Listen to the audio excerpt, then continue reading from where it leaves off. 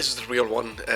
Super excited. Title race has only just begun, in the words of Pep Guardiola. You know, the level of goalkeeper Alisson is, he's one of the best in the world.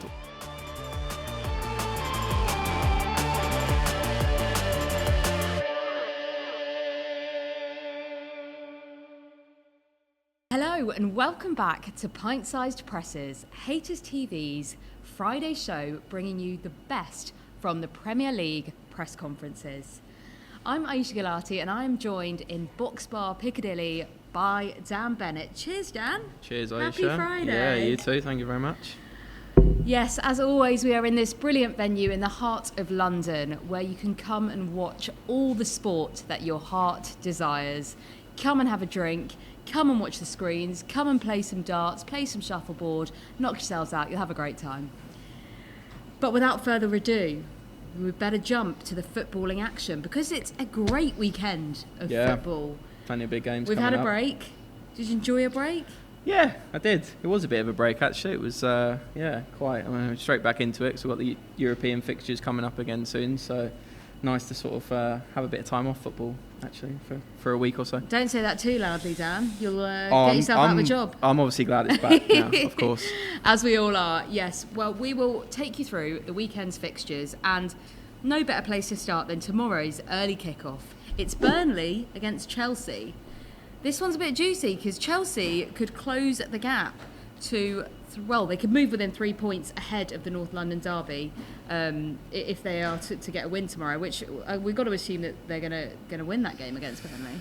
I would think so, yeah. Like I said, I think I used the word impressed me a bit about Burnley on the last show we did, which was a bit of a backhanded compliment, but I think I don't think it will be all that easy. I think Burnley defensively, you do have to work hard to break them down. So I don't think it's going to be all that straightforward for Chelsea. But at the same time, I would be very surprised if they don't win this game. And it's a weird one for Chelsea. I think obviously the way they started the season was very up and down, hit and miss. And I think fans maybe thought that we're not in a title race this season, but it can all change so quickly, and they've got a bit of momentum going now. If they can pick up a win against Burnley, you think maybe they could sort of get into that mix with Manchester City and Arsenal, which is I think what fans were expecting before the season started. So yeah, I think that's the beauty of that early kickoff as well, isn't it? If they do get that win, all of a sudden it really looks like they're I think up there. The time, managers will probably say it doesn't make a difference, but I think it does in a way because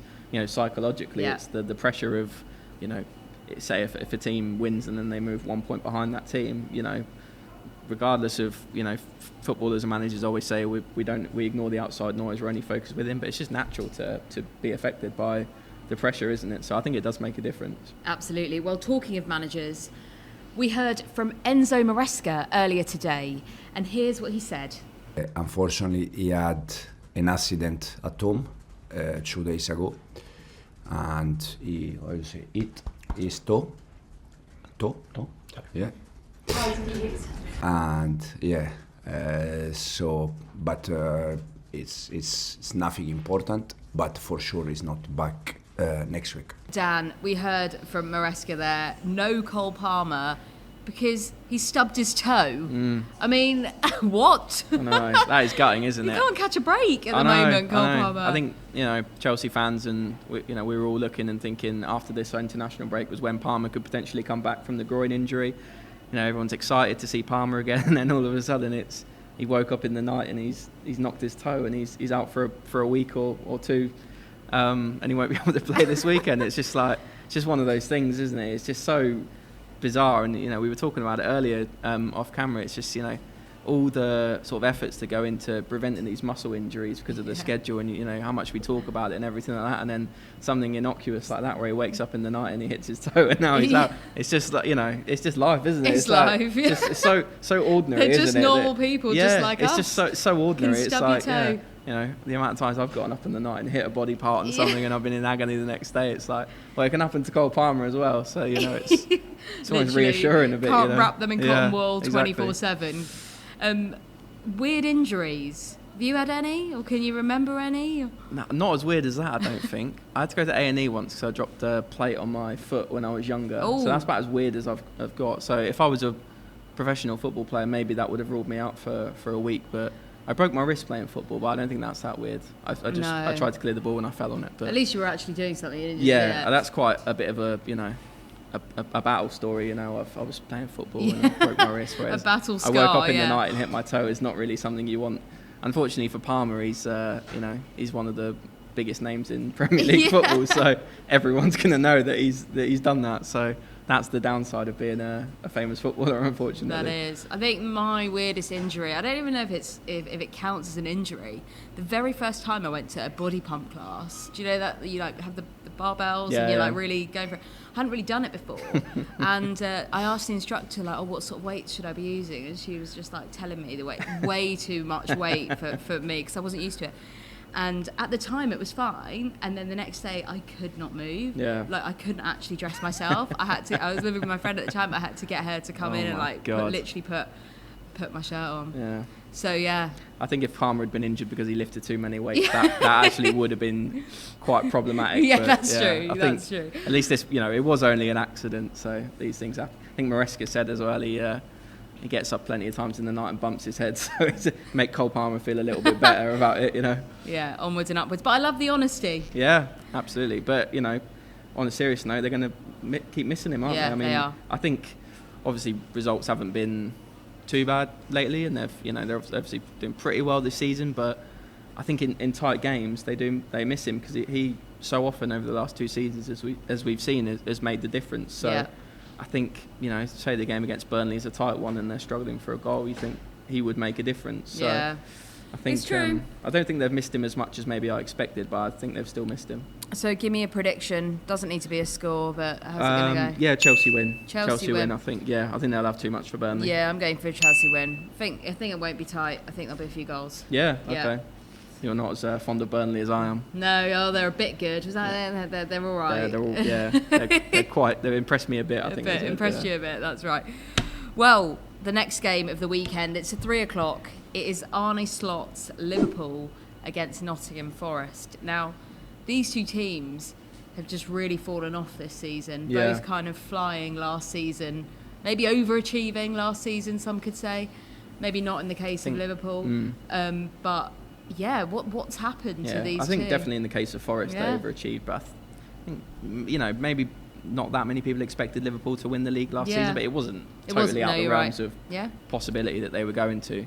So, but it's been, to be honest, I sort of thought that Forest would struggle this season. I think we did our predictions before the season started, and I did think that maybe there would be a bit of a knock-on effect from getting into Europe and the sort of schedule and all of that, but I didn't expect that it would go quite as crazy as it has gone. The manager churn. Yeah, with Nuno leaving, Postecoglou coming in for 8 games, and then Dyche coming in now. Obviously, I didn't quite expect that. So I did think they'd struggle a bit, but maybe not quite as much as they have. And then Liverpool, just when you think they're sort of turned the corner again, they're struggling to get back to what they were last season. And I mean, they're way off the levels they were last season. And unfortunately, it doesn't really look like they're going to get back to that. I think the focus now for them is really trying to get in the Champions League again. That's got to be the focus for them, because you look at the league table at the moment, they're down in 8th, below Manchester United, which is, not many people would have said that before the season. And, I know it's obviously very tight. They're only a same level on points with Tottenham, who are 5th and a point behind Sunderland, who are 4th. So it's, it can all change very quickly. But I think it's hard to see them winning the league this season with the amount of games they've already lost. Well, talking of Liverpool, our reporter Nazira Youssef was at Melwood earlier today and heard from Arne Slot. I'm at the Exeter Training Centre, as you can see behind me, and Liverpool head coach Arne Slot has been speaking to the media ahead of Liverpool's Premier League clash versus Nottingham Forest tomorrow afternoon. There is a bit of positive news as well as a double injury blow. Here is what Arne Slot had to say. Robbo didn't train for a private reason, is that the way you say it? Yeah. But he will be with us today. Alisson trained last week and this week, so he will be able to play tomorrow if things work out well today again. But we do have some issues after the international break, unfortunately. So Conor Bradley is not able to play. Florian Wirtz is not able to play. Those are the two, I think. Yeah. Well, the news there, Alisson is back Vitz and Bradley are out. Let's talk about Alisson a bit. Have they missed him? I think so, yeah. I think Mamardashvili, which I've hopefully pronounced correctly, is a decent goalkeeper, and I think he's done well. You know, he's not been really at fault for any goals that I can think of, but it's I think we spoke about it a couple of weeks ago. Maybe it's hard to kind of gauge the impact of goalkeepers. Like, you think, you know, Alisson maybe might have saved some of the ones Mamardashvili didn't, and it's so hard to kind of weigh up. But I think, you know, the level of goalkeeper Alisson is, he's one of the best in the world, albeit he's struggled with injuries over the last couple of seasons, which has held him back. But I think, he's a top goalkeeper, and I think he will make quite a big difference, actually, him coming back. I can see them improving defensively, you know, not just with the saves he makes, but with the connection he's got with the defence, and his distribution, things like that. I think all these little things will add up, and I think he'll make a difference. Yeah, he's got a leadership quality about him as well, doesn't he? He's been part of that Liverpool team for so long now that he is one of the leaders. So, you can't really undervalue that. Really. Absolutely, but Wirtz and Bradley being out is a bit of a blow, especially Bradley, because Frimpong's out as well at the moment. He's not going to be back for at least a couple of weeks. So they're really light on defenders. Obviously, that missing out on Mark Gahey week by week, that's looking a bigger blow. I think he would have made a big difference for them this season, Gahey. Obviously, they signed Leone in the summer, who looked quite good when he did play, and then he got that ACL injury, so he's out for the rest of the season. So they're really lacking in defensive options, particularly at fullback. So it's going to be interesting to see what Arne Slot does there. I think he even joked about it earlier with the reporters about, you know, who do you want to see me play right back? But I mean, Szoboszlai would probably be the obvious one because he's filled in there and he's done quite well there. But then that also leaves them a bit light in midfield with Wirtz out. So they're very stretched, I think. You know, despite all the transfer business they did in the summer. So do you think Nottingham Forest could capitalise on that? Could they get something out of the game? They are unbeaten in their last two. The Leeds win and United draw. I can see them getting a point. Yeah. Actually, I'm jumping ahead of it, but I think that's probably my prediction, is actually a draw, because I think the way Forest play as well, I think Liverpool have struggled against teams who are more direct and who play more long balls, as Slot himself has admitted. So I think that could be quite a big problem for Liverpool, and given the injuries as well. So I could actually see Forest snatching a point. That would be a really important point for Forest there as well. I'm going to go with a Liverpool win as my prediction. I don't see Forest getting anything out of the game. I think former Everton manager Dyche getting a point at Liverpool as well. It's got a narrative, hasn't it? It's got a bit of a fairy tale vibe to it. Let's see. Well, next, tomorrow's late kick-off is Newcastle against Manchester City. That's a 5:30. That's tasty, that. Man City in second. They are 4 points behind leaders Arsenal. They could go within a point if they win this game ahead of that North London derby, which we will go on to talk about very soon. What do you reckon? Do you think they can get over the line? They've not got the best record at St James's Park. I think they've only won once of the last 4 visits there. Yeah, I mean, I think a lot of the big teams, you know, Arsenal obviously won there this season, but a lot of the big teams have struggled at Newcastle because it is a very difficult place to go, and they're obviously a very physical team and they put you under a lot of pressure. But yeah, I mean, if City can win that and go a point behind Arsenal, albeit without Arsenal having played yet ahead of that North London derby, that would be that would make things really interesting, I think. So I think, you know, Pep seems very confident about his team. I'll share that confidence as well. I'm not going to go against Pep. So I think I think they're looking strong at the moment. So I think they'll do well in this game. Well, talking of Pep, we heard from the Manchester City manager earlier today. We are in November, and in November in this league, nothing defined. So what happened in February, March, be careful. But now start the season really, right? So there is 2 parts of the season. Is when the transfer window is over in summer, and after when international break is over. And now international break is done. So now we'll be until March. See each other every 3 days, 4 days, 3 days, 4 days game. So now it's the real season start now. And the important is to be there, to be close there. And after that, arrive at the end of the season with the chance that we can fight it. That is the target. And of course, winning tomorrow will be an important step for us. Well, we heard from Pep there, and he mentioned that the title race starts now, almost disregarding the 11 games that we have already played so far. What do you make of that? We've got Nick in the office as well, who is he's He's a bit of an Arsenal fan, and he kind of says similar. He doesn't really look at the table until after 10 games. Yeah, I thought it was quite interesting the way he said it, actually. He was talking about the international breaks, and, you know, we've had 3 international breaks now, and it's like now the season starts. It was almost a bit like a rallying cry to his players, you know. Now is when the real football starts, because there's not another international break till March, and the schedule is just crazy, you know, especially over the festive period. It's absolutely mad. So he's kind of given a rallying cry to his players, and I don't think it's I think the season started 11 games ago. 11 games ago. Yeah. Otherwise, what the hell are we doing I don't think this we time? can. I don't think, you know. But I think that, you know, what he meant was, you know, now is the sort of time that it's, you know, a lot of continuity in the Premier League. There's no interruptions from the international breaks, and now is the time we're completely focused on domestic football. So I think that's what he meant. But I think we shouldn't disregard the first 11 games too much. Yeah. Give me a prediction. I'm going to start first, so there's no plagiarism or copy. Yeah. I'm going to go for a draw on this one. Yeah. Yeah. I know St James's Park is a hard place to go. I know Newcastle haven't been at their best this season, but yeah, I'm going to go draw. Alluded to earlier, but I'll back City for a win. Yeah, nice. I think even though their record at St James's isn't that great, I think the form Erling Haaland's in, I think he'll score again. I think they'll win, and then go a point behind Arsenal, which will make things very interesting. That would be juicy, very juicy North London derby if that happens. Well, talking of, it's time to talk about the biggest game of the weekend. It is the North London derby on Sunday at 4:30 p.m. Arsenal, of course, sit top of the league, 26 points. Spurs sit in 5th, and they are 8 points behind. Feels like an exciting time for a North London derby in the sense that Spurs could close the gap to 5 points, but equally Arsenal could really stretch their league here. Yeah, I think it would be, you know, obviously Arsenal have been terrific so far, but if they could get a win over their North London rivals, you know, keep on winning, stretch, make sure they maintain that at least 4-point lead at the top of the table, that would be a huge confidence boost, I think. Yeah. Tottenham is, I mean, not so much in terms of, I don't think anyone really thinks they're going to win the title this season, but just in terms of if Thomas Frank could get a win against Arsenal, that would be equally as big, because, you know, he's come under a bit of pressure so far this season. You know, they've had some bad results, particularly at home.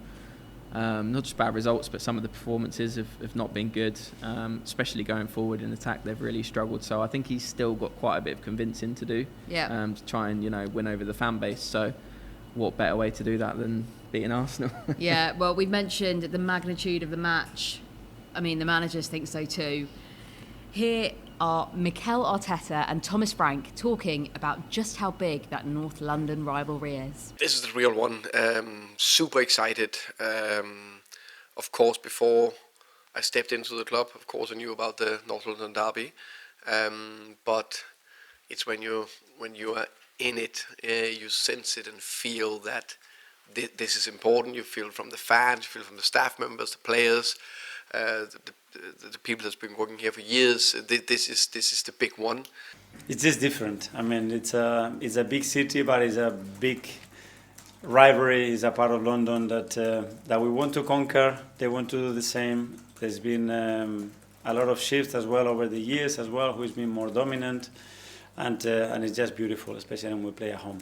In front of our people, we know what it means to them, and the energy that they're going to bring, the energy that the team is going to bring in every single action, and it's just a privilege to play those kind of games. So we cannot wait to get to Sunday. And it wasn't really noticeable at the time. Like, he didn't really look too serious, but then obviously we saw him hobble off, and he walked right by where we were sat, and he looked in quite a bit of pain, and you could tell that maybe it was something not massively, but, you know, fairly serious, that he was going to miss games because of it. So it's frustrating, isn't it? I mean, it's always annoying when a player gets injured, but always very annoying when a player gets injured when he's not playing for the club, when he's playing for the international team, and it was only a friendly. But at the same time, it's like, you know, Carlo Ancelotti's got a World Cup to prepare for. You know, he's got to find his best team, and it's important preparation. So you can't really fault them for playing Gabriel. But I mean, I think they're a lot better prepared to deal with his absence than they have been in previous seasons because of the signings of Mosquera and Hincapié, although we've not seen a lot of Hincapié, so maybe this will be a time for him to step up potentially. But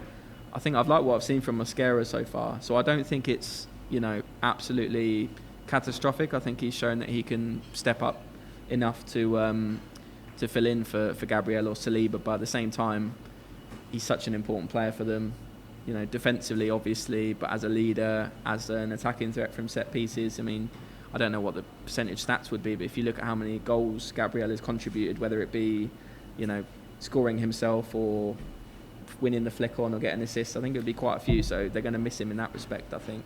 And what about the boost for Spurs? Yeah, massive. I think I won't run through all of them. Yeah. There's quite a long list of players that are back, but the only one who's still missing is Dominic Solanke, which is a bit of a shame because we've not seen him really at all this season, and I think he will be quite an important player for Thomas Frank when he does come back, because they've lacked bless you. They've lacked it's a bit cold this week. It is. They've lacked a striker, but Kolo Muani is probably the biggest bit of positive news in that he can play, but he's going to have to wear a mask because he fractured his jaw, I believe. Okay. I think he might have ran into Harry Maguire and doing it, which would fracture anyone's jaw, I think. Yeah. But, slab head. Yeah, I think. Yeah, I mean, I'm not surprised, but I think him, although he's not really showing what Spurs were hoping for so far, I think just having him available, having that striking option available, is a big boost. So, yeah, very very positive for Spurs. And then also we'll see if Arsenal get any of the other injured players back. Arteta was very coy on that earlier, understandably, doesn't want to give away too many team news, but the likes of Victor Gyökeres, Madueke, Havertz, Odegaard, maybe missing some. I think that might be it. Gabriel Jesus as well. If they could get some of them back, potentially, that would be a big boost. So, yeah, it makes it harder to know what to predict when Arteta doesn't give us the team news, unfortunately. Oh, go on, give us a prediction. You're not getting out of it that easy. I see it being a draw, actually. Yeah, I think it'll be quite intense and tense game. And even though Spurs haven't been great this season when I've seen them, I think just the nature of a rivalry, of a derby game, I think it could be maybe like a 1-1 draw. I know you said not to mention score, but I've done it anyway there. What do you think? I'm going to go for an Arsenal win. Yeah? Yeah, it's at home. I see them winning. It would be a great time for them to keep that lead as well. Yeah, I mean, the title race has only just begun, in the words of Pep Guardiola. So he needs, forget the first 11 games. I think just the timing of it as well, obviously being after the international break, coming back with a win against your rivals would be huge. It would be massive. So it really, really would. Okay, Monday night football. It's never ending. I know. So much football. So much football. Well, we just had a break from it, to be fair. Yeah, it's true. We've got Man United against Everton. Now, I was saying in the office, it's not often you see United in that Monday night slot. No, I feel like the Monday night game is always like a Brentford or a Fulham. Yeah. Everton are a very Monday night team, yeah, to be fair. That's true. It's always those sort of teams, the teams that maybe don't get shown on TV as much as they should be. But well, it's that lack of European football which makes kind of Monday more of an option. Yeah, that's true, actually. United probably wouldn't have to play on Monday if they didn't have the European if they had European football. Yeah. So yes. United, you mentioned it there, they actually sit above Liverpool. So despite this rhetoric that, United haven't been great, obviously last season they weren't. This season, we've seen a bit more promise, but they'll probably take that draw against Forest as a little bit disappointing. It was, yeah. I think especially given that Forest have been pretty poor this season, and it was a chance to keep that winning run going, and that would have got it up to 4, would it? Yeah, and our mate Frank, the United Just what strand. I was going to mention. I mean, and then that would have taken it to the Spurs game, which was also a draw. It's a shame that they couldn't do that for him. But I think I love that. That's what they're fighting for now. They couldn't do it for him. They're fighting for a haircut. I think they have. I think we've spoken about it a bit previously, but they're definitely improved this season. Yeah. I mean, it was hard not to improve from last season. I think if they were any worse, that would have been a serious problem. So. But it's encouraging. I think they're definitely in the fight for Europe this season, based on what I've seen. Give me a score prediction. I'm going to go for a United win on this one. Yeah, it's at home. It's against Everton. Well. Monday night football. Let's have it. I fancy United as well. I think Everton have not been great this season, away from home especially. I think United will have enough, and I think and Mbuemo's been playing really, really well recently. Got obviously the Player of the Month for October, so I think United. There we go, double United. Well, let's run through our other matches of the weekend. Saturday, tomorrow, we've got Bournemouth against West Ham. Semenyo's a doubt. There's been news this week, or things in the news about him having a release clause. Yeah. Potential news about a January move, but I mean, Areola's been shutting it down as you would expect. Yeah, I'd be very surprised if a club doesn't come in. Well, at least one club doesn't come in for him in January or maybe the summer.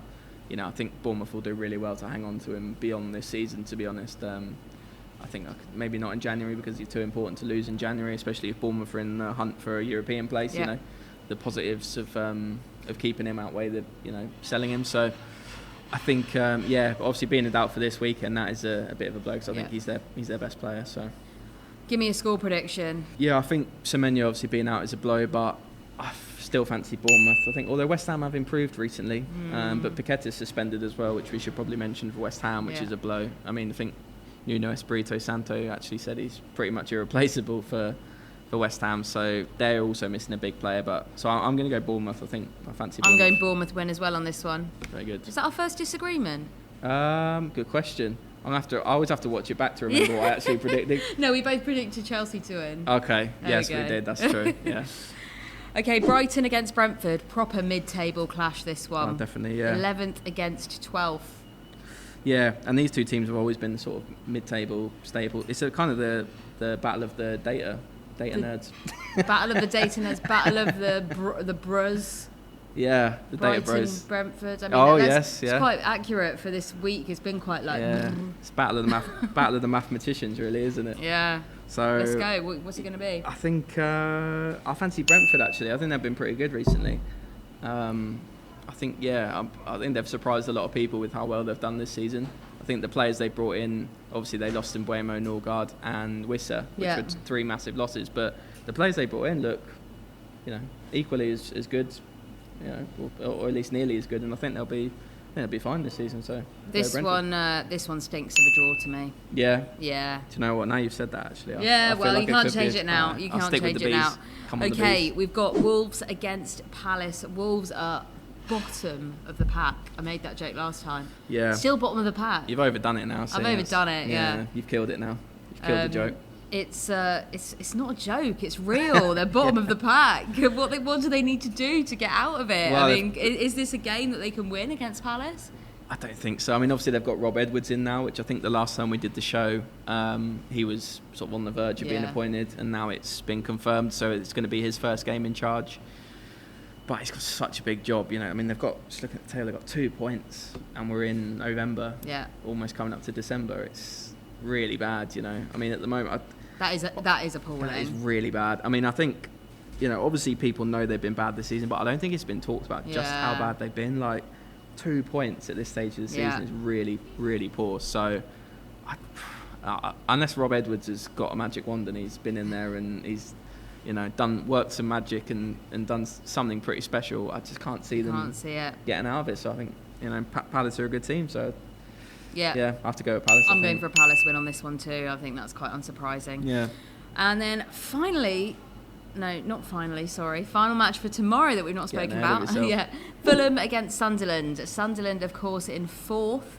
Maybe the surprise package of the season. Definitely. They're showing no signs of slowing down. A win would put them on 22 points, 4 points behind Arsenal ahead of the North London derby. Pretty good going for a team that has just been promoted. Very good.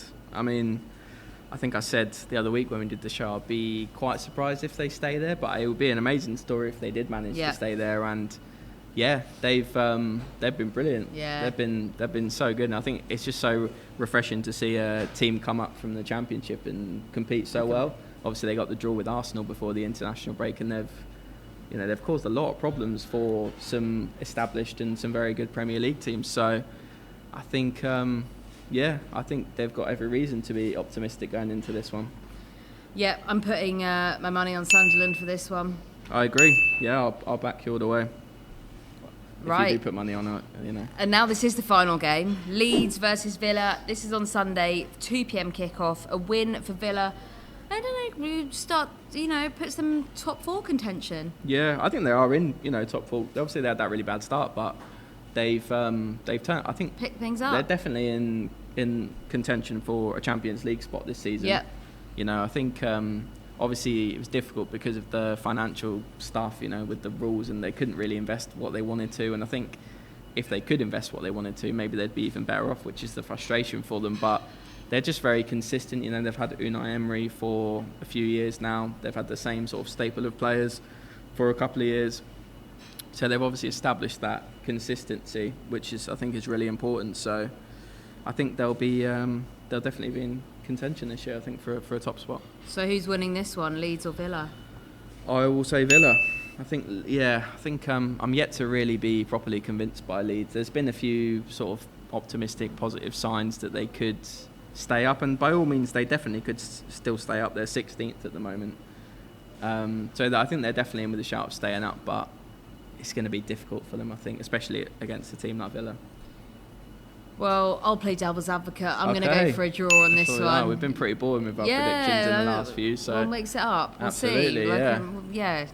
We go can for it. Actually, see who comes out on top. Well, that wraps up the fixtures for the weekend. Some very, very juicy ties. And as always, Dan, we've got to end it with our pint-sized partner. Who are you choosing this week? You're going to let me go first in case I can go first. Go on. Don't nick. I mean, you're not. If you nick, well, mine, I I'll be actually very asked her surprised. to tell me hers earlier, and she refused. I refuse. I'm not having you nick mine. Well, if you say You I've can't join got me one for in a my pint. head, and if you say it, I'm going to be really disappointed now. So I'm going to have to scramble for a backup. Okay, you go first then. Troy Parrott. That's not who I picked. Troy Parrott is mine this week because of the absolute drama of the Republic of Ireland reaching the World Cup qualification playoffs. Amazing. He scored 2 goals against Portugal and then 3 against Hungary. And he's basically, I mean, obviously not single-handedly because of the whole team effort, but he's played an enormous part in getting Ireland into a real chance of qualifying for the World Cup, which I think is amazing. It's amazing. It was a toss-up between him and one of the Scotland players. You've actually just inspired me because... Really? You're going to change your mind? Yeah, I'm going to go for Scott McTominay. Yes, yeah. Because, oh my God, that amazing overhead kick. Yeah. Like, what? Why did he never do that at Man United? Like, what? Honestly. Where's that been? Honestly, one of the best goals I've ever seen. Unbelievable. And I don't think I'm being over the top there. Yeah. For the amount it mattered... just in that moment, and I mean, even the other games, even the other goals. Yeah. That fourth goal. I watched the whole game. Oh my goodness. It was amazing. Obviously, mind-blowing. The McTominay goal has sort of been a little bit buried now because it was so early in the game, and obviously so much happened after that. But when you actually look at that goal, it's like unbelievable. And then obviously he kind of got the shine taken off it by Kenny McLean scoring from the halfway line, which is like even more amazing. But yeah, it's you know, I know I spoke at the start of the show about having a break from Premier League football, but like the international break was amazing. It was juicy. Like, it was actually so good. It really, really was. But yeah, I mean, having a pint with Scott McTominay, I want to asking him about meeting the Pope. He's had a wild couple of years, hasn't he? He's like beloved in Napoli. He's a legend in Napoli. It's an amazing story. He's gone from great- sort of like underappreciated midfielder at Man United to, you know, obviously he was a good player and the United fans liked him, but wasn't really. And then he's gone to Napoli and become one of the best midfielders in the world, basically. Like the talisman of that team. It's, and the same can be said for Scotland as well. You know, it's no secret that he wasn't super connected to his Scottish roots, and he went. I think the first time he ever went to Scotland was to play for Scotland. Wow, yeah. And again, a country who have just embraced him. He's embraced them. A really beautiful story, and for him to be such a player for those two teams, good for him. Amazing, good luck to them. Well, Scotland are already through, but good luck to Ireland and Wales as well, of course, and Northern Ireland. All the local nations.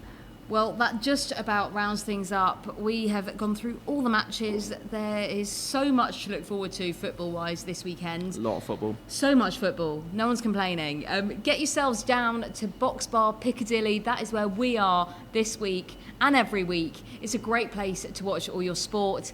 If you want more of the Premier League press conferences and much, much more, you can find that all on HaytersTV YouTube channel. We'll be back same time next week for more Pint-Sized Pressers.